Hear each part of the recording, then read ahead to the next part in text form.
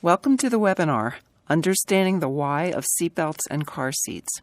This webinar is sponsored by the Maryland Institute for Emergency Medical Services Systems and brought to you through funding by the Maryland Highway Safety Office.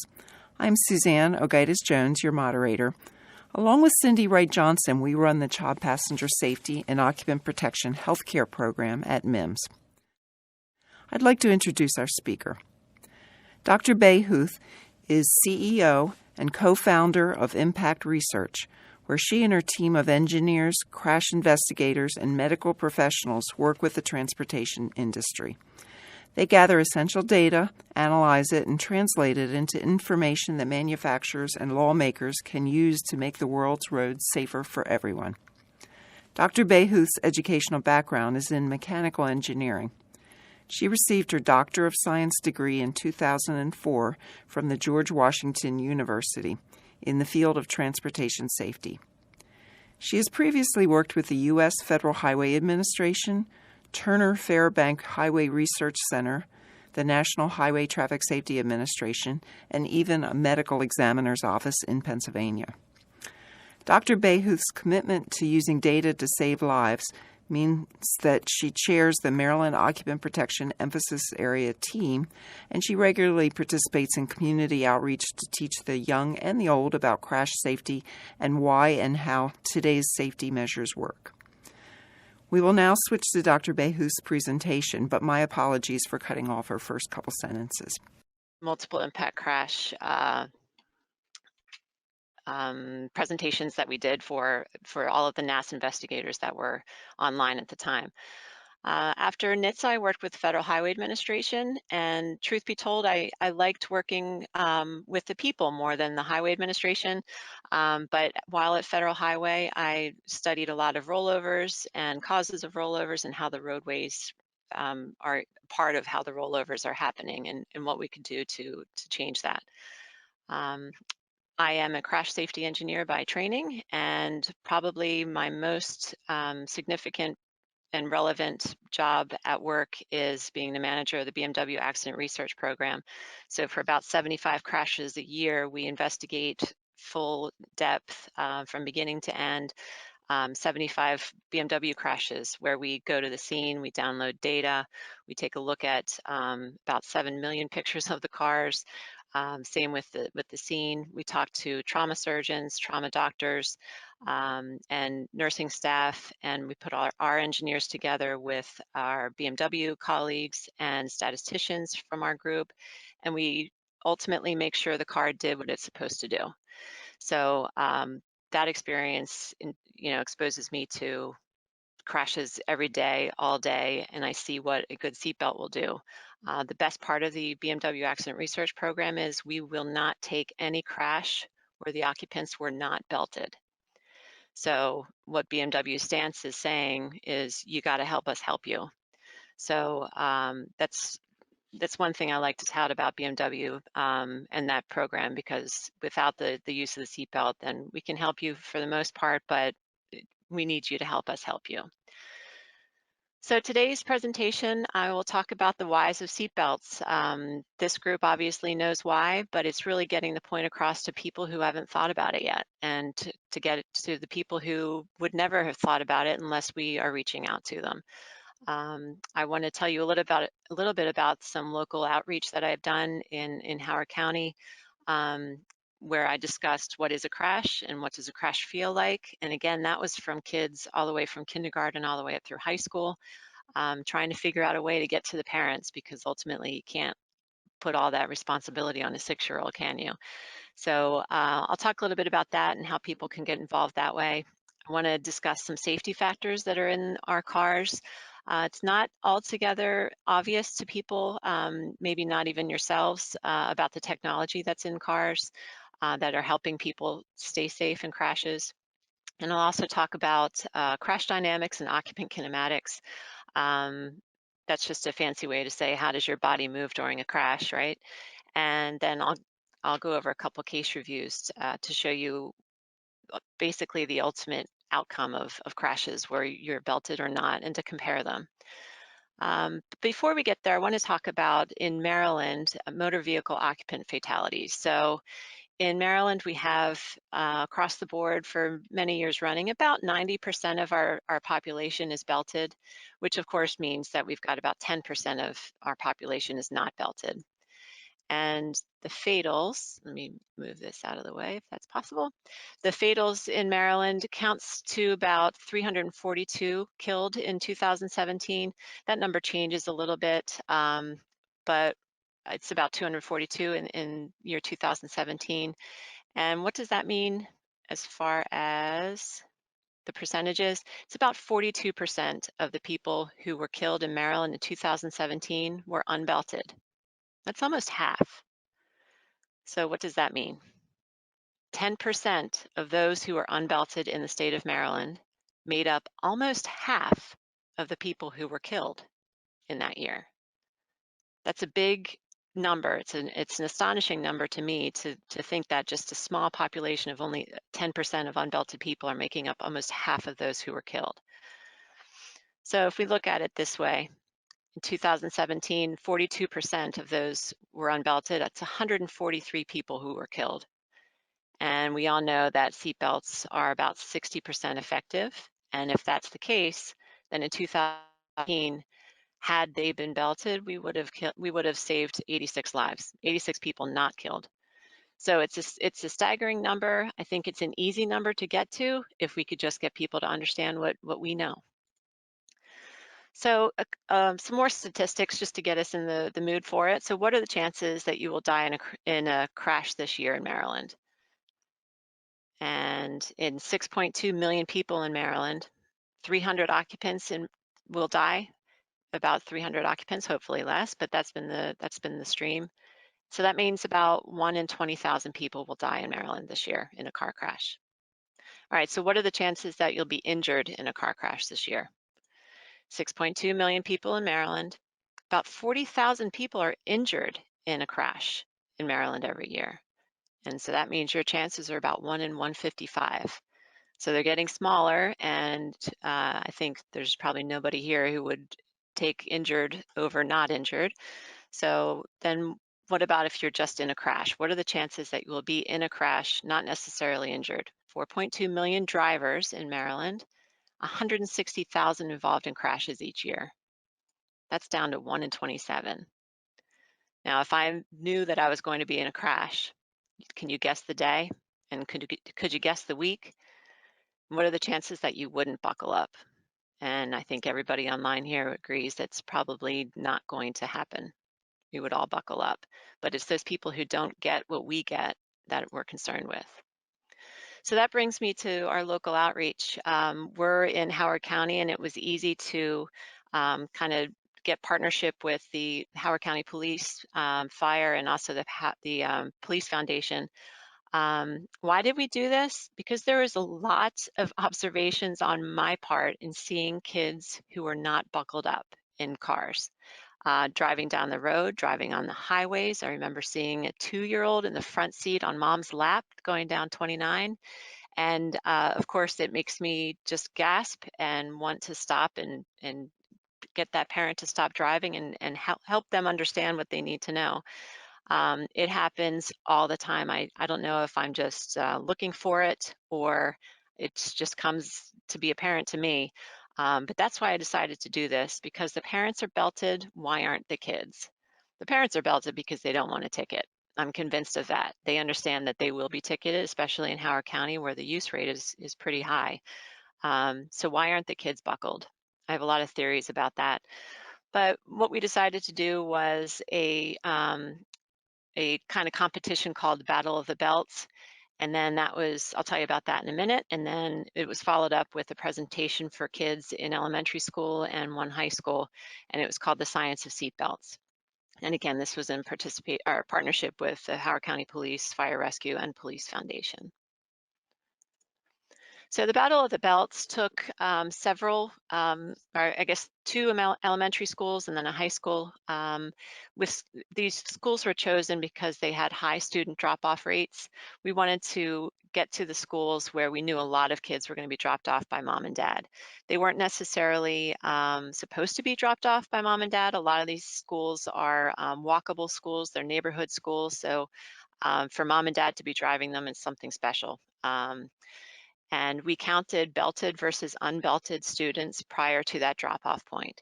So about a mile down the road, we would have people stand and do just a seatbelt observation, belted or not. And we did it for the kids who were in the car. It was obvious that they were children going to that elementary school.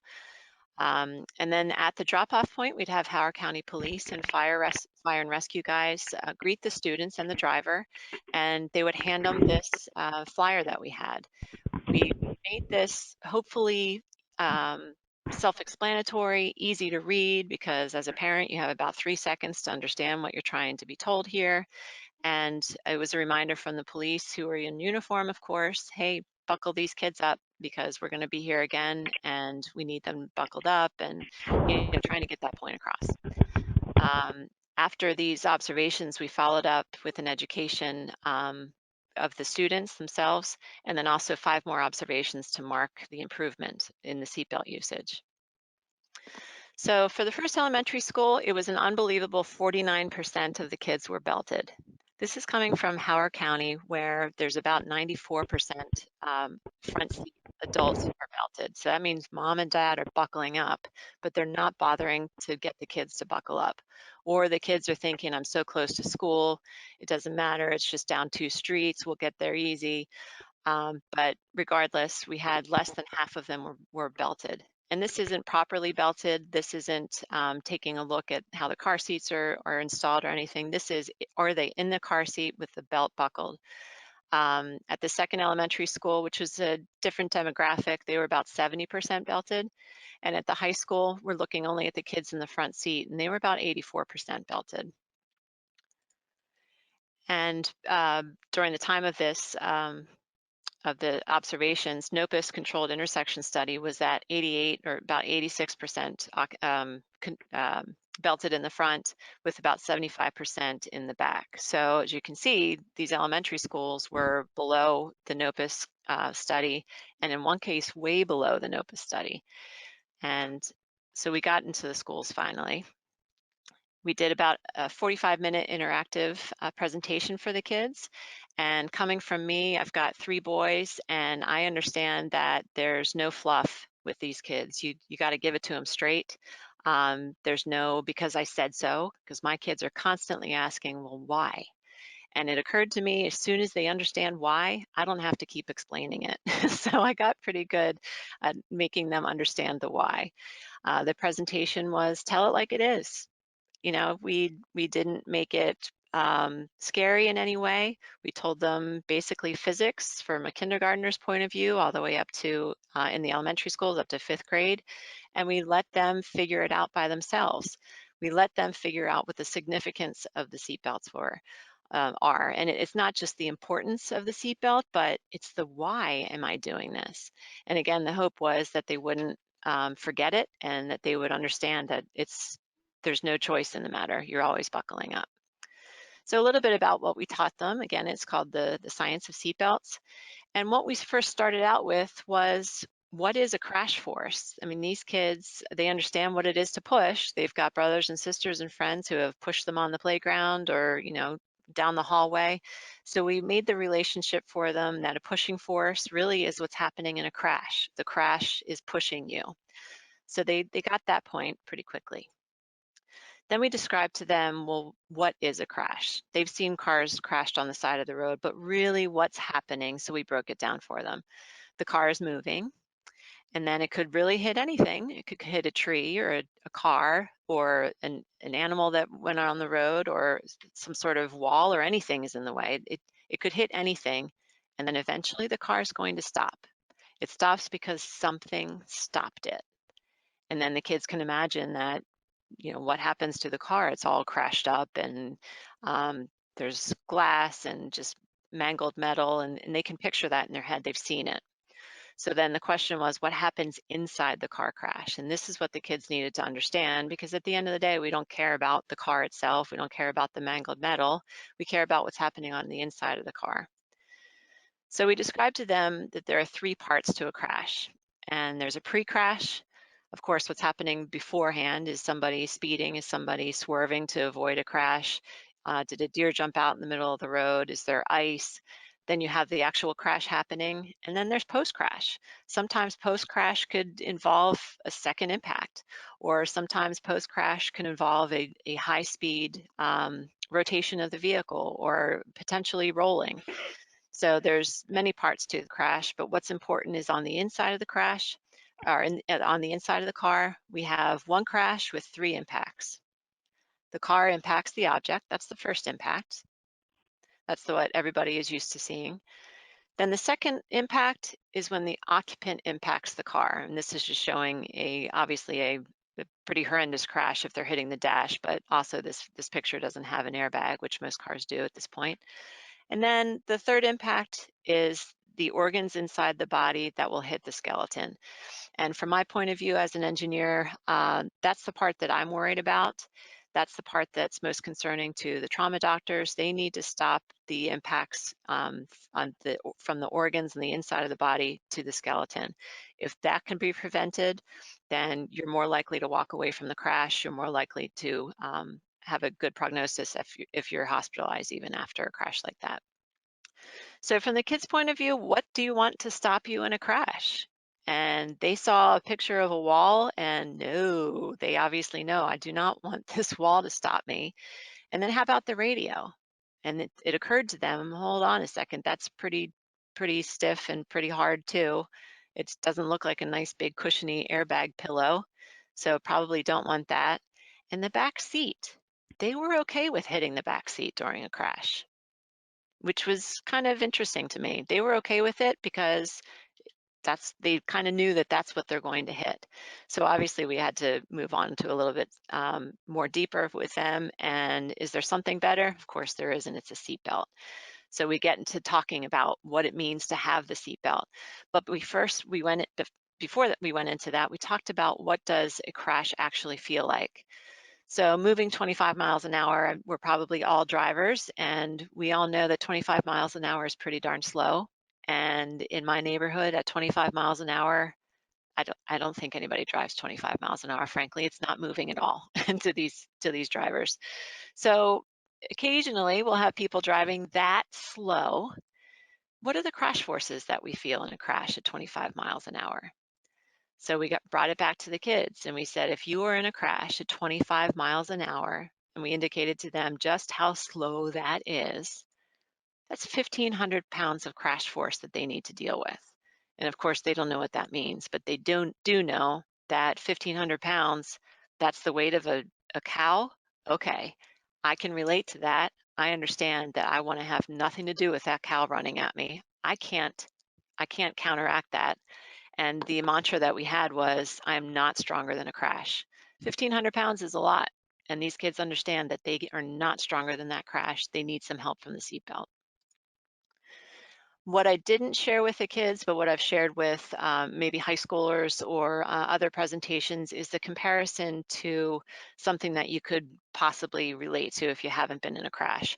So really what 25 miles an hour crash feels like is equivalent to a drop from a third-story building. You know, looking out a third-story window, nobody's considering just jumping down and considering actually walking away from that. But in a 25 mile an hour crash, I think a lot of people think they'll be fine. Their airbags will help them, or it wouldn't hurt that much. I'm just going to the 7-Eleven down the street, or I'm just hitting Safeway really quickly. So putting this in there makes people realize that it's not something that you want to contend with necessarily. And of course, at the end of the day, we even made this make sense for the kids. The higher the speed, the higher the crash force. And we showed them more slides and more examples of what a crash on a highway could be equal to. So you're going to visit grandma and you're on 695 and you're in a crash. That's about the weight of a 10,000 pound helicopter. And obviously these kids picked up the point that they are not stronger than a crash. And at the end of the day, I think they could all say the mantra that they are not stronger than a crash. And the point obviously was that the seatbelt would help make them stronger. So the conclusions at the end of these little studies, 90% of Maryland, as I mentioned, is buckled in the front seat. And the rates in Howard County were significantly below that. And I really don't think that Howard County is an anomaly. Throughout the state, I think Howard County rates probably top 3, if not top 4, for Maryland's adult front seat belted rate, which is pretty good and it's consistent. I know from the Howard County Police Department, it is zero tolerance. If you see somebody unbelted, they are told to ticket them. So having the kids unbelted, it just doesn't make sense in my head. So what has to happen, I think, is we need to get to the parents. We need them to get it. And I think there are cultural differences. I've seen it myself. I've seen these kids buckle up. I've seen mom and dad buckle up after these presentations, and then it kind of wears off. I spoke to a friend of mine. She works at Starbucks, and I'm guessing some of you have maybe heard the story before if you ever heard me speak. She was from Pakistan, and when she was in Pakistan, her 6-year-old was unbelted and they were in a car crash. It was their little sedan versus a dump truck. And unfortunately, he was thrown around the car and something pierced his skull and into his brain. Luckily, he's fine and he's alive, and he's dealing with just being a 14-year-old, she said, but also he's got a little bit of a speech impediment. He walks with a little bit of a limp and a drag on his foot. So, he's dealing with that crash still today. And so we talked about it, and I told her, what I understand about the crash. And I said, so do you guys, I guess you guys buckle up in Maryland, don't you, now that you're here? And she said, of course we do, because I don't want a ticket. And it just made me just dumbfounded to hear that that's why she's buckling up. Her child almost died, and she doesn't understand that it's the seatbelt that may have saved him. So my point in the cultural differences is in Pakistan, you don't talk about seatbelts. At least they didn't when she was there. In other countries, they are not honed in on things like safety things like this necessarily. So when we have a lot of people coming to Maryland as, transplants, so to speak, then it's a different culture. And so we need to be able to hone in on those cultures, I suppose. Because the problem is we can't hold our kids 100% responsible. We would like to, because as adults, we're held responsible for it, but these kids can't do it 100% of the time. In my opinion, primary laws, both in the rear and the back, are helping, but we also need enforcement, because enforcement is what's going to reflect the higher usage rates. As soon as people and drivers are understanding that they'll be pulled over if they are not belted, and if it's understood that they will be pulled over if their children are not belted 100% of the time, then I think we'll see a shift. Ideas need to be reinforced at home and school and everywhere, and so often. Coming from me, I think you can probably imagine my kids could teach these seatbelt strategies and seatbelt whys to a lot of people, because I'm talking about it constantly. And I think kids just everywhere need to be reminded of it as much as possible. And additional education is always needed. So talking to school administrators, PTA is all over things like this. Local enforcement, outreach sections, they are all over outreach like this. So if in your area you're able to make contact with any of these people, and school administrators are all about safety and they love seeing this kind of thing. If you're up for getting involved, then start talking to these people, and they'll help you figure out how to get to these kids and how to get to these parents, hopefully. So I wanted to talk a little bit about safety factors in car crashes, because I don't think it's really known what's happening inside the cars often. So these, hopefully nobody's ever seen a real airbag deployed, but so these are examples of what airbags look like. The curtain bag goes from the front all the way to the back, and it's designed to protect the window area, or the people from the window area. Thorax bag, of course, is protecting the thorax and the side. The frontal airbags are for a frontal collision, but also for side collision or at an angle collision, obviously to protect the people in the front seat. The centerline airbag, I don't know of any car company that has those in their vehicles yet. I know that Mercedes was working on it. I don't believe it's in their vehicles yet, but a lot of car companies I'm aware of do have ideas like this in the works. And the big issue for these is when you have a side impact, either on the driver's side or passenger side, and you've got two people in the front seat, now you've got heads banging back and forth during these hits and then rebounds. We've had a case or two that I've seen fatals because of head impacts between occupants. And then of course the knee airbag, preventing any kind of leg and knee and lower limb injuries. And this is important too. I think as car seat technicians, seat belts are top on your list on understanding, and hopefully the pretensioners are a part of what you understand. Just in case though, pretensioners, what they do is it's actually it's ignited and exploded, for lack of a better word. It fires the pretensioner in a frontal crash to prevent forward motion. So what's happening is the car is detecting that a crash is happening, a frontal collision is happening. And before the drivers and occupants even know it, their pretensioners are pulling them back into the seat. Not necessarily putting them into a pre-crash position, but that's the idea, is to put them back and tightened a little bit so that they're in proper position for a collision. Being out of position means that the seatbelt and the airbag are not designed specifically for your position at that point.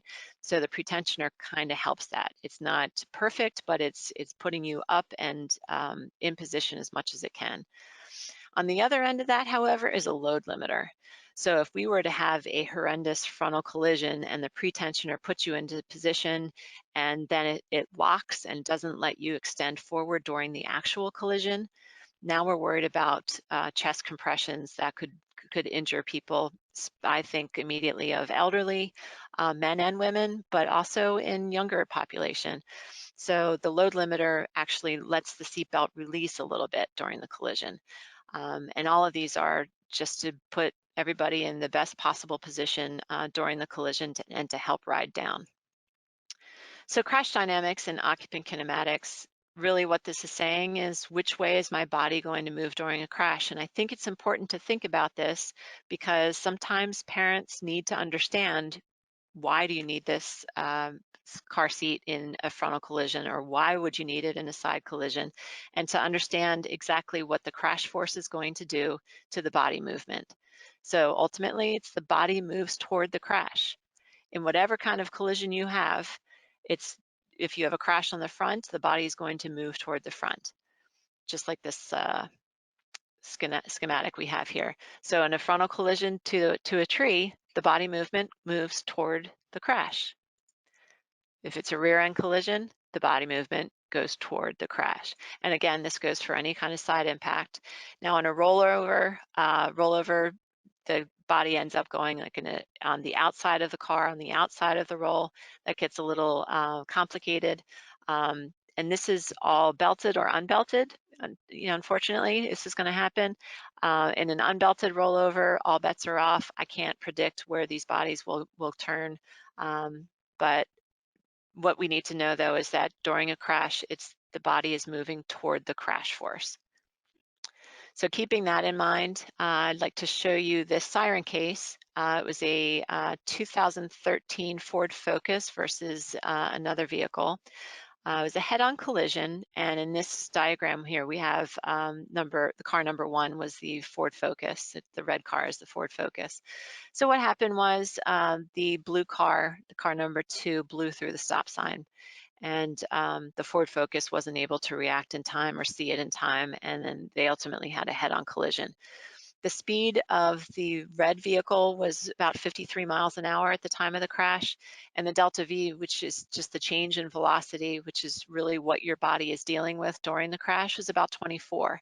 And in my experience, that's a pretty good hit. I think you are likely to be okay in the long run in a 24 mile an hour collision, assuming that you are belted properly and that your airbags are working properly.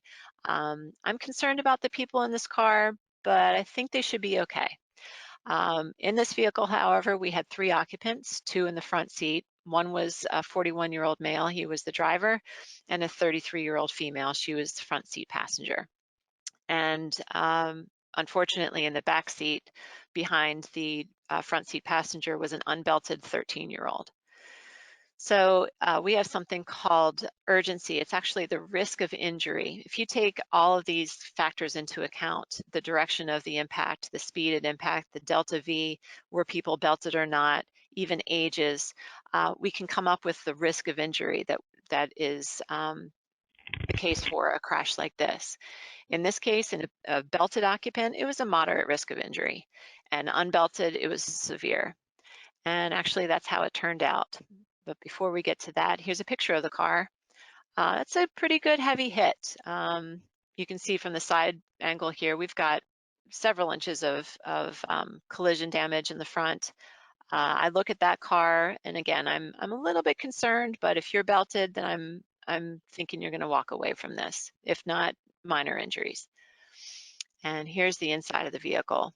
The little stickers here are points where the Siren team marked contact from the occupants. So in the driver's seat, you can see in the second picture that the steering wheel is even bent a little bit. So it looks like that driver was close enough to actually hit the steering wheel, and it bent a little bit upon impact. It could have been from the airbag deploying and the occupant resting, so to speak, on the airbag. And on the passenger side, there was a little bit of contact on the dash. Now this is the rear interior. This is where our 13-year-old was sitting behind the occupant in the front seat. And the red marks, you can the little pink stickers, you can see that there were contact marks there, also a yellow one up on the head restraint. And you take a look at this back seat, and for back seats, that looks, pretty cushiony to me. You ask a fourth grader, a third grader, if that was enough to save them, I would think that they would say yes, that's probably something that they wouldn't mind having stopped them during a crash. But unfortunately, that's wasn't good enough for our occupant.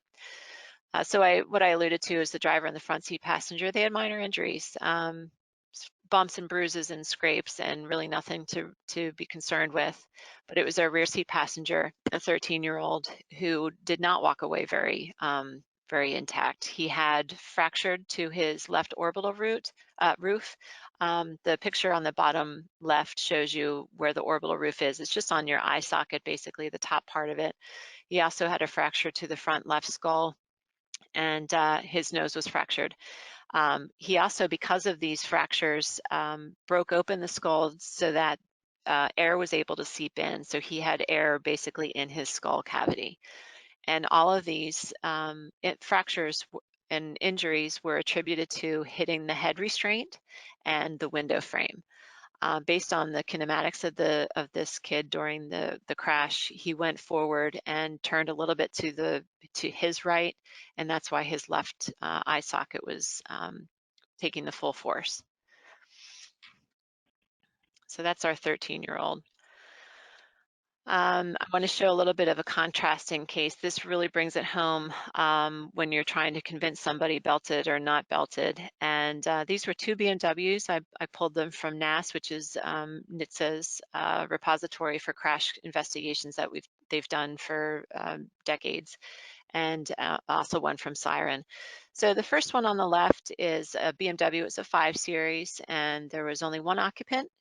He's 53 years old, male. He was belted, and this was a head-on collision in a 39 mile an hour Delta V. So compared to that first crash, this was a much heavier hit, and it was 25% urgency, which means given 100 people in this same crash, 25% of them need to go to a trauma center. It means that 25% of them probably have life-threatening injuries. So anything above 10% is where we're saying we need to send them to trauma and get them to trauma as soon as you can.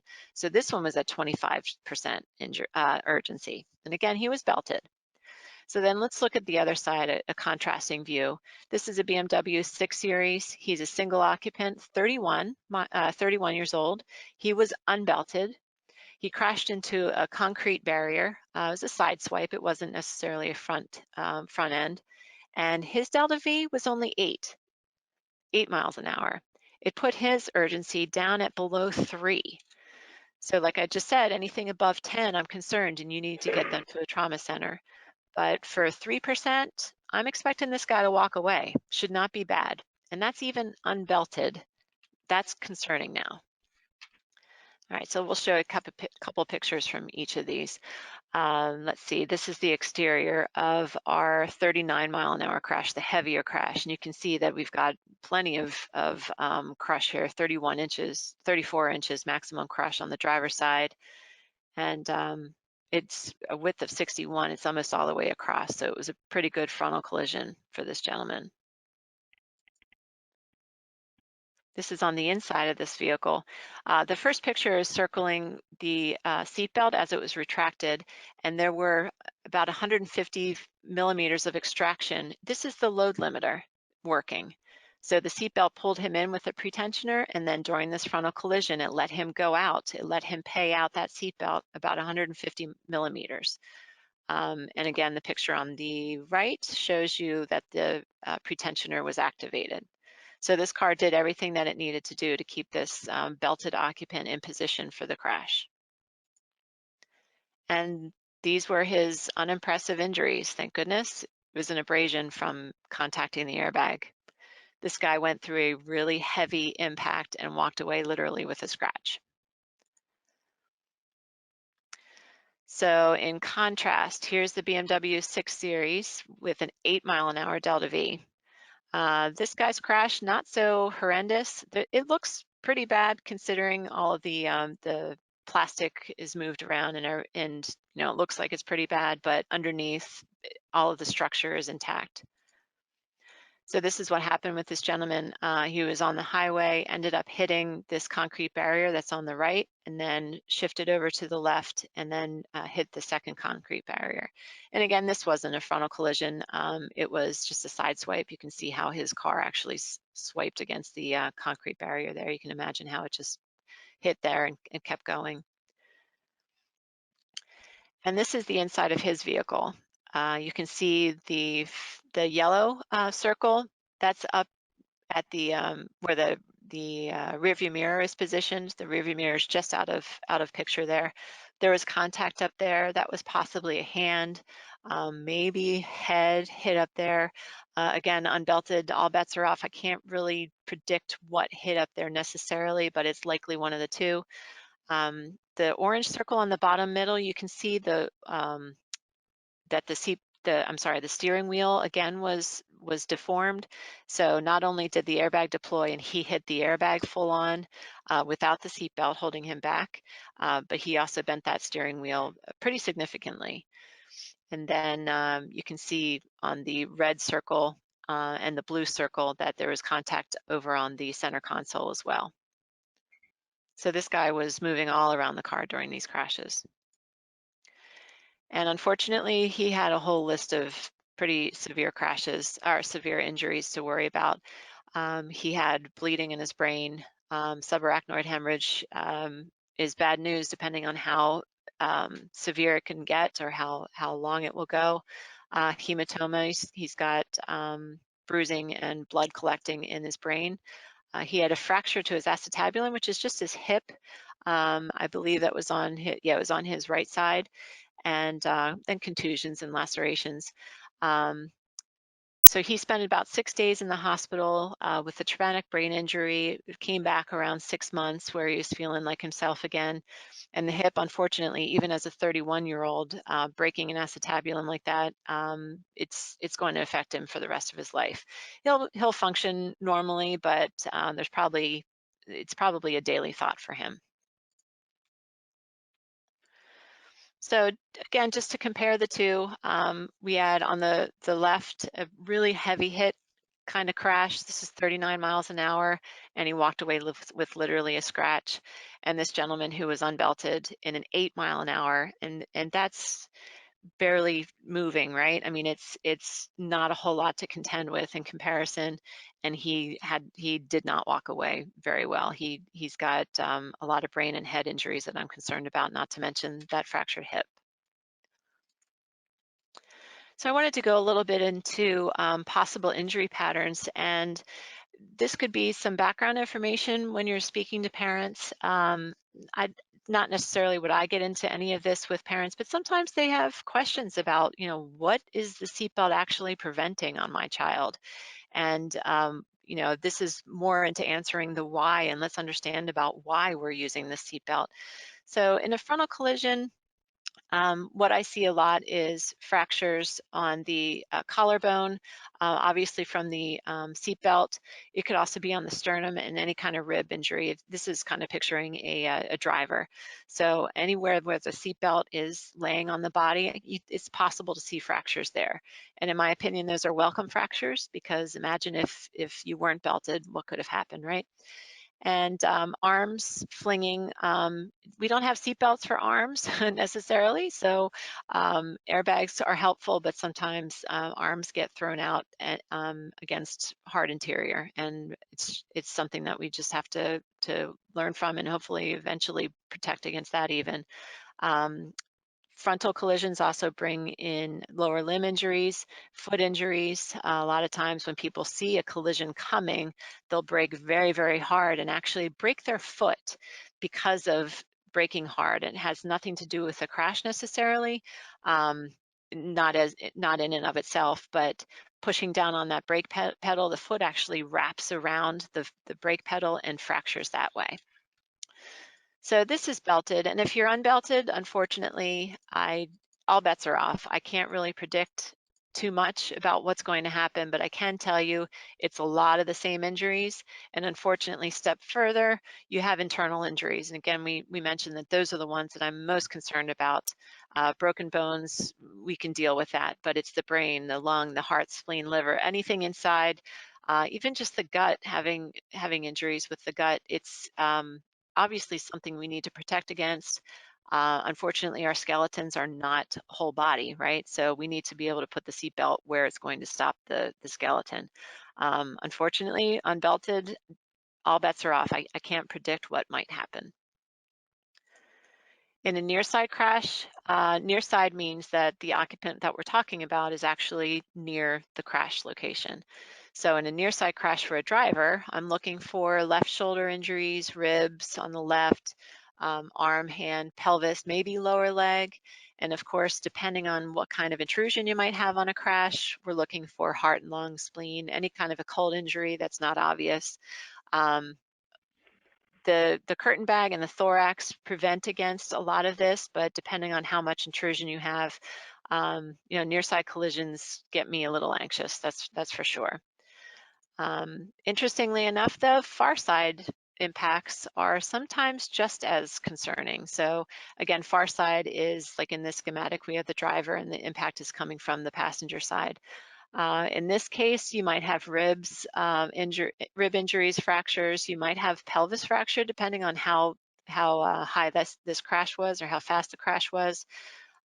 Internal injuries too. I'm worried about the lower lung, especially against that center console. Liver injuries against the center console, and any kind of occult injury that might show up. Rear side is the typical whiplash, right? We hear about neck and back strain. Depending on how fast that crashes, you could even consider a concussion. Then a rollover. This is an actual crash that we investigated. This crash was interesting because this guy was going 135 miles an hour on a highway in California. Somebody clipped the back of his car and he ended up rolling up a hill. And I can't say I've ever seen that. I've seen people roll down hills and roll along the street and the road, but I've never seen a car going fast enough to actually roll up a hill. I can't remember exactly. I think he rolled at least 6 times and then finally came to rest against a light pole that they knocked over. He was unbelted and she was belted. Actually, sorry, he was improperly belted. Let me go back to the front seat passenger who was belted. She literally walked away from this. They have pictures of her standing next to him at the scene. She had bruises from her seatbelt. She literally walked away from this mangled mess that I thought nobody's walking away, and she did, almost scratchless. The front seat passenger, or I'm sorry, the driver was improperly belted. For some reason, he had the shoulder belt on, but not the lap belt. And if anybody can figure out why he did that, I'd love to know, because I'm still trying to figure out why anybody would do that. But this guy had a whole slew of injuries, mostly head and upper chest. He was unconscious for about 3 weeks, but he's coming back from it. But again, in a rollover collision, unbelted, I'm worried about ejection. So this guy was lucky, I guess. He was wearing part of the belt, but ejection in a rollover is my first concern. And at that point, unfortunately, I'm worried about your whole body. All bets are off. There's no prediction about what could happen at that point. So this is just a little summary. Obviously, when you're thinking about a frontal collision or you're trying to help people understand what it is they're protecting against, think about if you're going forward during that collision, then it's everything on the front of the body, anything that might hit something else, the feet or the hands. That's what we're concerned with. Far side, same sort of thing, near side, and a rear. And this I wanted to bring up. Looks like the schematic is a little messed up, but the whole point here is at the end of the day, what we need to get parents to understand is when the seatbelt is snug on the shoulders and the hips, then we're good to go. There is so much involved in making these kids 100% safe, and I truly appreciate every bit of it. But I'm sure you've run into parents who don't want to hear it or don't understand it, or it's too much. So if you've got that parent who just doesn't have time for you, if they walk away knowing snug on the shoulders and the hips, then I think we're good to go for that parent. You know, that's my message with if all you can do is good enough, then this is what we're going to consider good enough. Get it on the shoulders and the hips, help them understand why it's the shoulders and the hips, and then I think we've done our job at that point, and hopefully the parents take that in consideration. And that, as they say, is that. And Suzanne, I think will take over. Thank you, Janet. That was really interesting. Oh, some of those crashes, I'm still kind of emotionally reacting to them because they're so scary. There were two comments. One about the force was half the weight of the car, and then someone put in the weights of various cars. I think that's more of a comment than a question, maybe. And it's, yeah, what I think this person is saying is that for 1,500 pounds force that the person in that vehicle has to deal with, it's about half the weight of a car. Yeah, cars can be 2,000, 3,000. Depends on the car, obviously, how heavy these vehicles are. And for 1,500 pounds, this is considering kids who are 75 pounds or so. We brought it down to their weight just so that they would have a better understanding for themselves, right? And yeah, I mean, in a 25-mile-an-hour Delta V crash, you've got a lot to contend with. So it's a good point that it's a half the weight of the car, yeah. All right. I had a couple thoughts or comments or questions, something along those lines for you, Janet. You mentioned pretensioners and load limiters, and in the CPST class, we talk about dynamic locking latch plates, which I guess are a type of pretensioner, but we don't really focus on something that might be serving that function up in the shoulder belt. So that was something certainly new for me to think about. Something that I had that was more of a question is you mentioned using the number of seatbelts 60% effective overall. Is there any way to kind of separate the effectiveness rate of seatbelts in current cars, if you could separate that out from all the other stuff, like take out the airbags and how effective they would be at preventing injuries or death without the other things, or is it just there's just too many safety features now to do anything like that?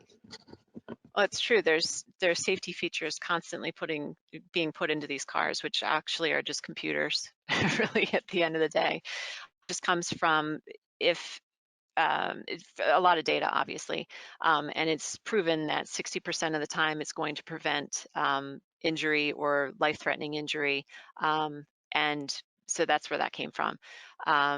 So we didn't want to say definitely in every crash, if those people who had died had worn a seatbelt, they would have lived. We can't say that because, for instance, if you have a near side collision as a driver with, a foot of intrusion, I'm really concerned, and a seatbelt's not really going to help you in that.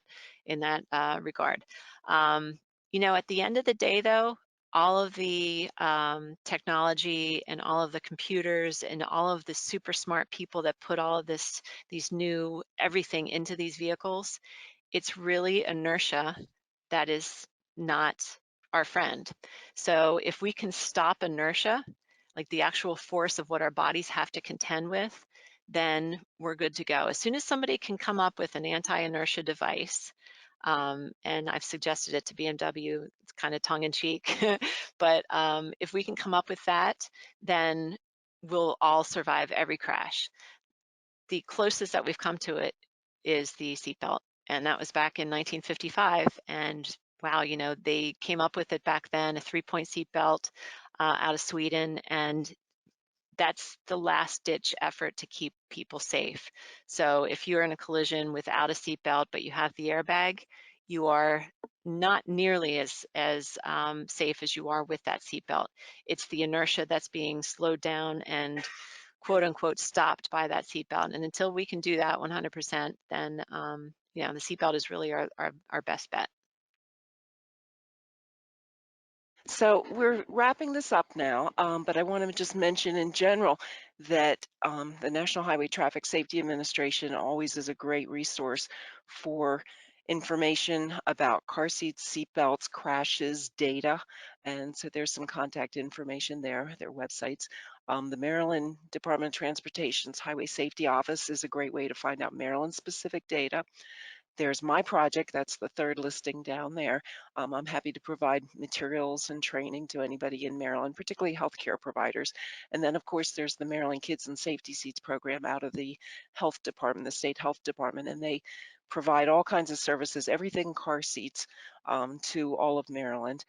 So contact them, and if you want to refer anybody for a seat check, that would be the best way to initiate that process, to go on their website or call them to find out where the seat checks are. So I think we are wrapping up now. I do want to tell you that for listening to this webinar, you are eligible to get one CEU towards your child passenger safety technician recertification through Safe Kids. So thank you so much for speaking with us today, Janet. It's a wonderful presentation. And in case you didn't hear the audio right at the beginning, Janet also chairs the Maryland Occupant Protection Emphasis Area Task Force. And so if you would like to come to those meetings, you can meet her in person. And we're always looking for more people to be involved in that excellent group, which is part of the Highway Safety Office. So thank you again, and stay safe.